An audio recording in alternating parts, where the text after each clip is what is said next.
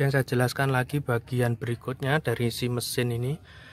Kalau alternator pengisian aki letaknya di situ. Nah, itu bawah itu. Kemudian untuk dinamo starter, biasanya kalau arangnya habis kan nggak sulit ya di starter. Dinamo starternya unik, letaknya ada di bawah manifold ini. Jadi kalau pengen bongkar kita harus masuk ke kolong, letaknya ada di bawah manifold. Kemudian ini injektornya ada 4. Kemudian throttlet body, di throttlet body ini ada baut untuk nyetel RPM. Ini bautnya untuk nyetel RPM, ada di sini posisinya.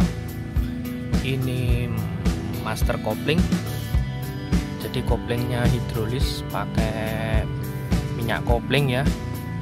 Jadi ini juga diperhatikan. Ini sudah saya ganti, bukan ori, ini mereknya Sanico ini. Kemudian ini master rimnya pun juga sudah saya ganti, Sanico juga. Kemudian ini dinamo wiper. Kemudian ini box sekring, posisinya ada di sini, box sekring. Kemudian ini pompa power steering letaknya ada di sini. Kemudian ini timing belt ini harus sering-sering diganti ya. 100.000 itu diganti, 100.000 km, karena kalau ini sampai putus piston ini akan bertubrukan dengan klep, sehingga mengakibatkan klepnya bisa bengkok semua ini. Nah, ini timing belt. Kemudian water pump itu letaknya ada di bawah situ. Nah, di bawah situ ada, sebentar ini nggak kelihatan ya, ada pipa ya, ada pipa water pump.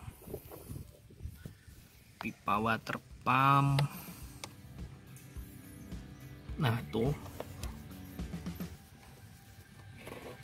ini nih,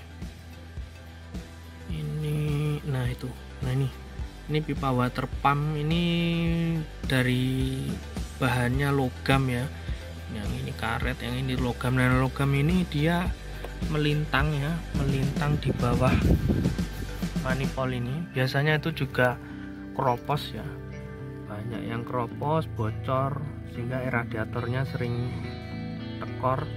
Biasanya yang bocor di sebelah situ, sering bocor di situ. Nah, dulu saya sudah mengalami bocor, kemudian saya nyari di Blitar. Nah, ini mobil saya ini posisinya ada di Blitar, itu hampir nggak ada di semua toko onderdil. Sampai akhirnya saya nemu online. Nemu online ternyata juga nggak mahal juga untuk harganya itu. Kemudian mobil saya ini engine mountingnya rusak semua ya.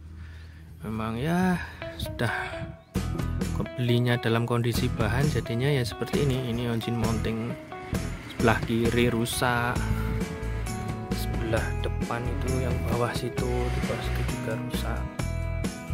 Jadi nanti rencananya saya turunkan, saya ganti satu set untuk engine mountingnya. Nah, itu teman-teman masalah bagian-bagian dari mesin Mitsubishi Lancer GLX, atau orang nyebutnya Evo 3 lokal. Padahal itu salah ya, kalau Evo 3 pakai mesin 4G 63T ya. Ada yang pakai mesin itu penggeraknya di 4 roda. Nah, ini hanya penggerak depan. Posisi kokelnya ada di sini. Nah, itu di bawah situ. Posisi kokelnya ada di bawah situ.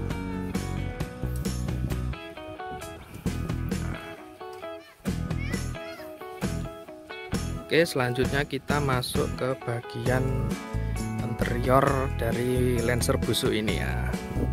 Lancer busuk ini kita lihat interiornya. Interiornya punya saya ini masih bisa dibilang ori ya, belum di backlit. Kondisinya memang maklum ya, sudah tahun dari tahun 94 belum pernah dibenahi. Jadi ya kondisinya seperti ini. Ini door trimnya ini, wah, bautnya banyak yang hilang. Ini masih kain. Ini sudah jelek. Ini juga sudah jelek. Nah, kalau ketemu Lancer yang seperti ini dan dana teman-teman berlebih, jangan dibeli. Cari yang lebih bagus lah dari ini. Kemudian ini tambahan, saya dapatnya juga sudah begini. Ini salon tambahan ini untuk audionya. Untuk cover jok ini masih bawaan ya, ini udah sobek nih. Ini berlubang. Setirnya ini kalau nggak salah miliknya Lancer GTI ini, palang 3 ini. Nah, itu. Ini untuk lubang AC-nya, ini electric mirror ya. Jadi walaupun mobil tua, si Lancer GLX ini unik juga ya, dia sudah electric mirror. Nah, ini masih normal punya mobil saya. Kemudian ini untuk tombol lampu hazard, pemanas kaca masih fungsi juga, pemanas kaca belakang. Nah, ini untuk pengaturan AC-nya. Pengaturan AC-nya mobil jadul ya seperti ini. Pengaturan AC-nya. Mobil saya ini AC-nya bermasalah, makanya saya belikan ini kipas ini. Nah, AC-nya ini enggak dingin ya. Dari 6 tahun yang lalu saya beli, ini kondisinya sudah seperti ini. AC sudah pernah saya benahi, cuma ya gitu tetap bermasalah lagi. Mungkin kurang total ya, nanti setelah turun mesin akan saya benahi lagi. Nah, ini untuk jok-joknya ini. Nah, ini udah berlubang.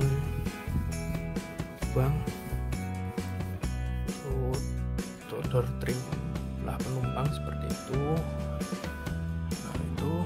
Plafon-plafonnya wah kotor banget ya. Nah, dulu beli mobil ini memang dana saya terbatas ya, bisa dibilang ini mobil pertama dari zaman susah ini. Jadi, mobil perjuangan, dana saya terbatas.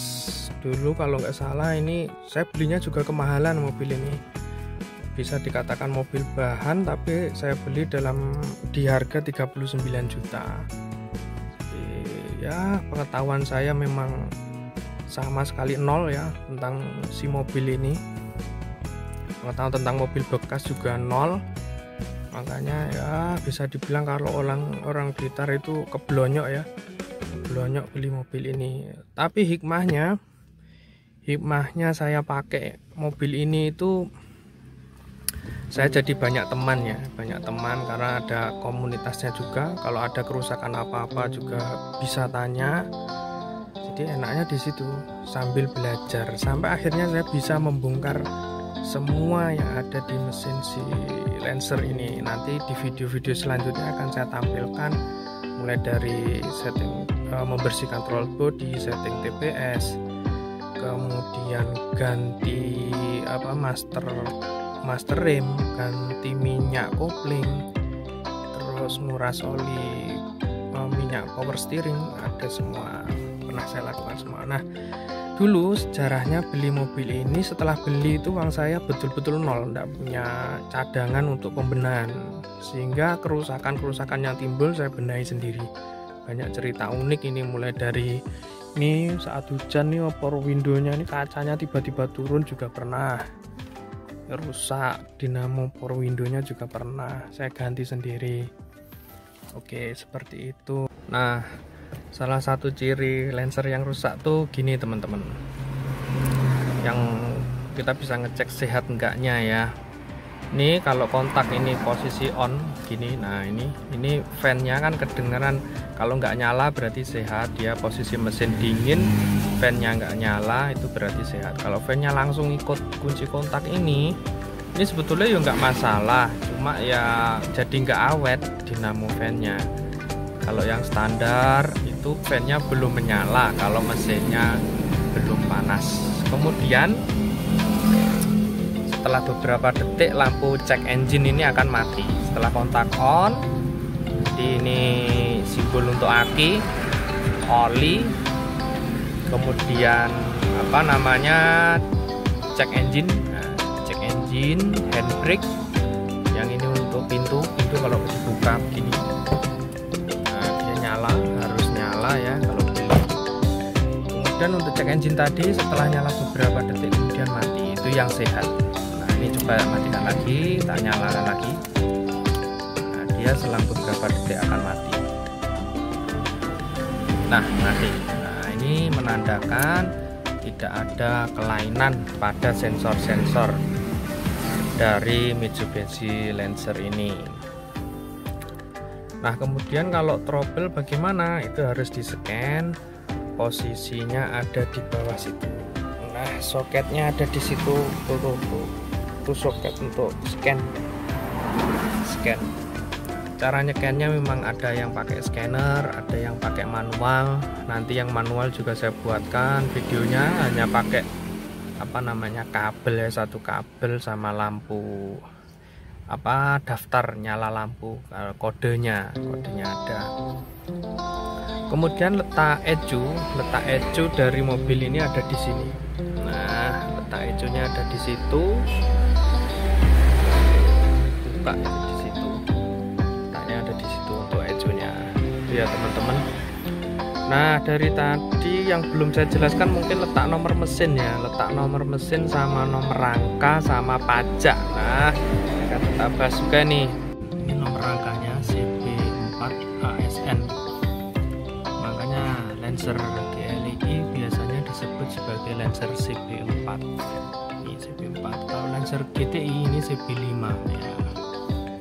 Dia nomor mesin ada di bawah situ. Di situ tuh nomor mesinnya. Nah ini pajaknya murah ya teman-teman. PKB-nya 964.100 tambah ini ketemunya ini 1.100.000-an lah, pajaknya murah. Nah kelebihan dari si Lancer ini, dia ini bisa saya katakan dia punya kelebihan di akselerasi ya. Akselerasinya cepat, dan saya pikir hampir semua Lancer karakternya memang begini ya. Dia itu larinya memang tak diragukan lagi, mulai dari Lancer SL, Lancer Fiore, kemudian Dangan, terus si CB4 ini, CB5. Padahal CB4 ini cuma pakai mesin 1600 cc SOHC. Bayangkan kalau CB5 larinya kayak apa, yang pakai 1800 cc DOHC ya. Ini SOHC, larinya ini sudah termasuk kenceng, padahal ini mobil kurang sehat ya kondisinya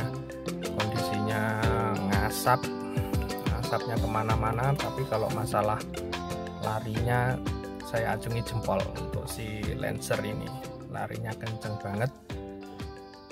Di semua gigi itu ngisi semua tenaganya, nafasnya panjang-panjang. Kalau karakternya gearboxnya si Lancer ini ya, larinya cepet banget.